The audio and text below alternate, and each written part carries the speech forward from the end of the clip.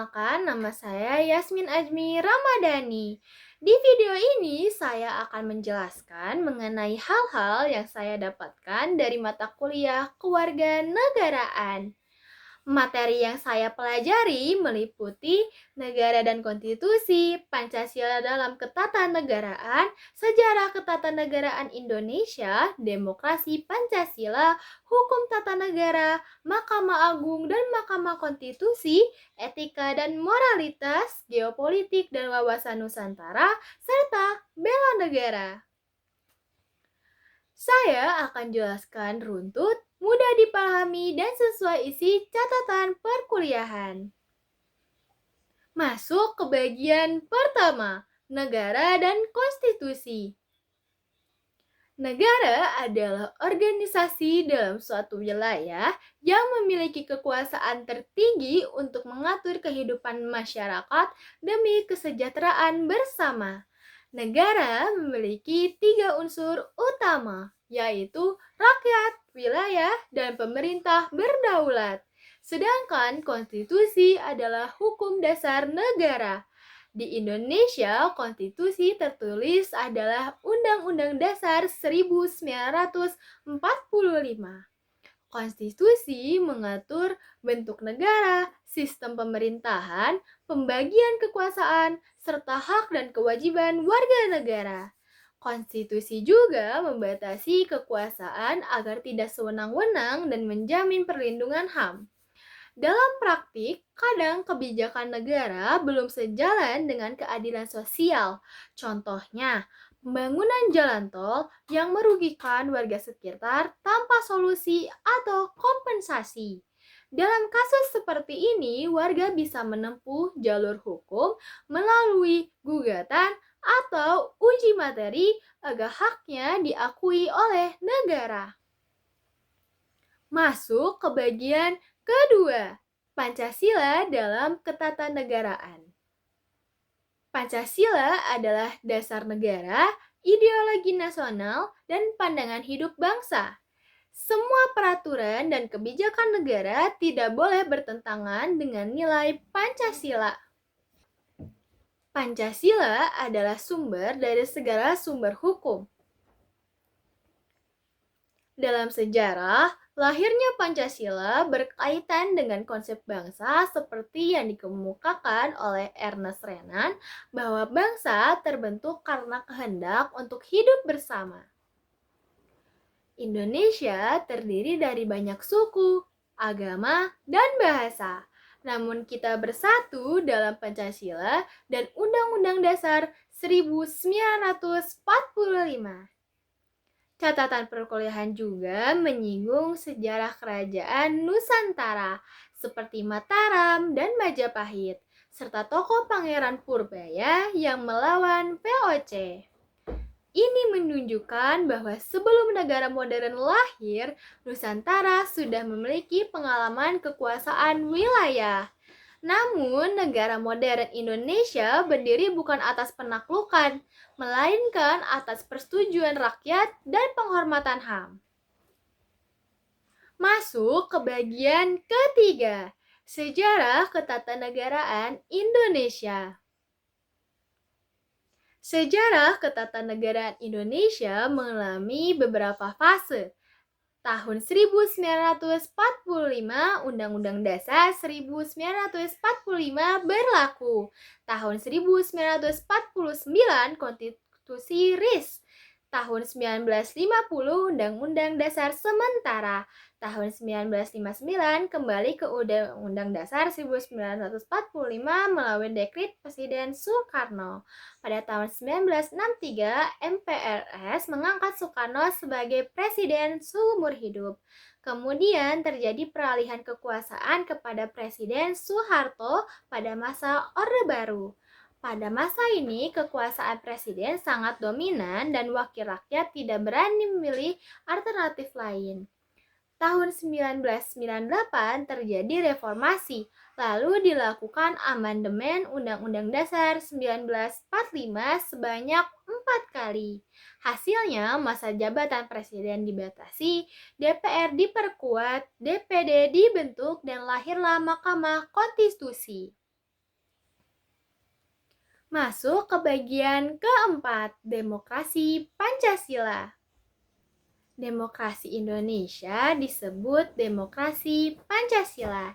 Demokrasi ini tidak hanya tentang pemilu, tetapi budaya politik beretika dan berperi kemanusiaan. Perbedaan pilihan politik tidak boleh berubah menjadi kebencian berkepanjangan. Catatan juga menyinggung media yang menjadi media darling yang hanya menampilkan citra positif tokoh tertentu, sehingga demokrasi berubah menjadi panggung pencitraan. Ada juga contoh politik identitas dengan seruan jangan memilih gubernur kafir yang memecah persatuan bangsa. Padahal demokrasi Pancasila menuntut agama menjadi sumber moral, bukan alat provokasi.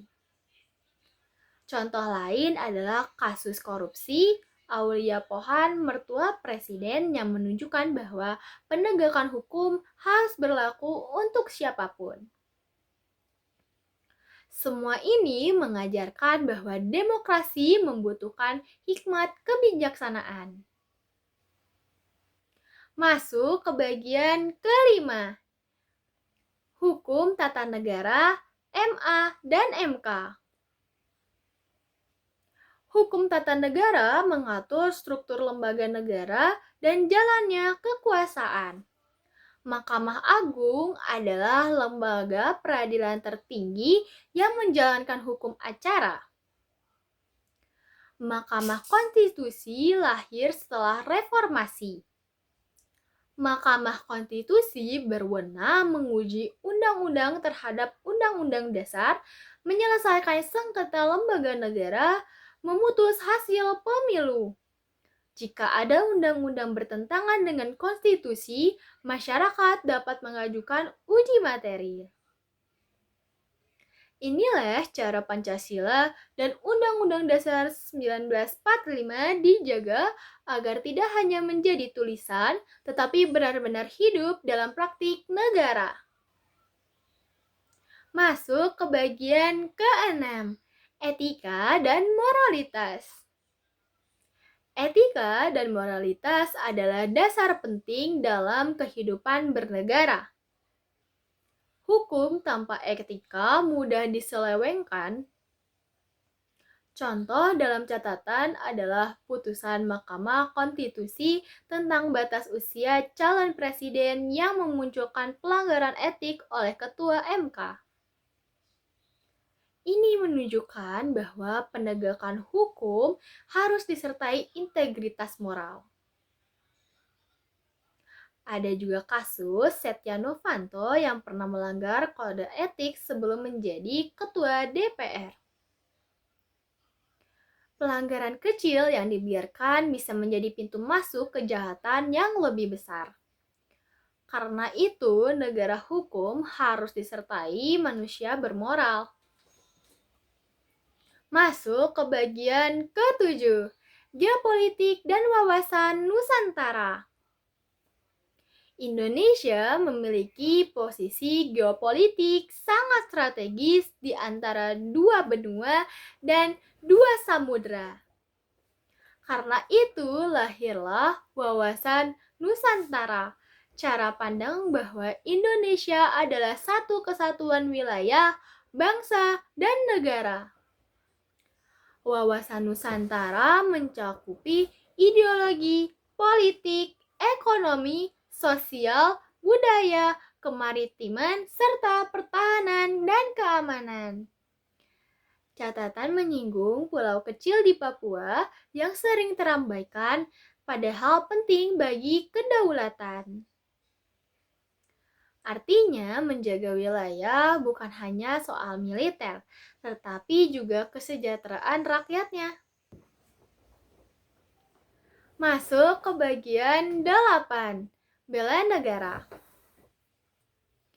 Bela negara adalah sikap cinta tanah air dan kesediaan berkorban demi bangsa.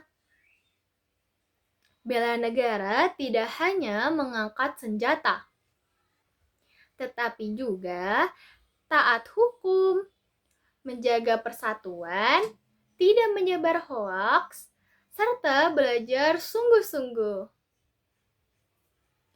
Catatan juga menyinggung tokoh Arkan Bodhana yang meramalkan Indonesia akan hancur pada tahun 2020-an. Namun Indonesia tetap berdiri. Ini mengajarkan bahwa bela negara harus didasari ilmu dan optimisme, bukan ramalan pesimis. Selain materi, mata kuliah ini juga mengajarkan nilai kehidupan. Misalnya, makan sayur dan buah di pagi hari, berperilaku baik, hati yang baik, niat yang baik. Dan masih banyak lagi. Setiap sesi perkuliahan memberi nasihat kehidupan yang bisa diterapkan dalam keseharian.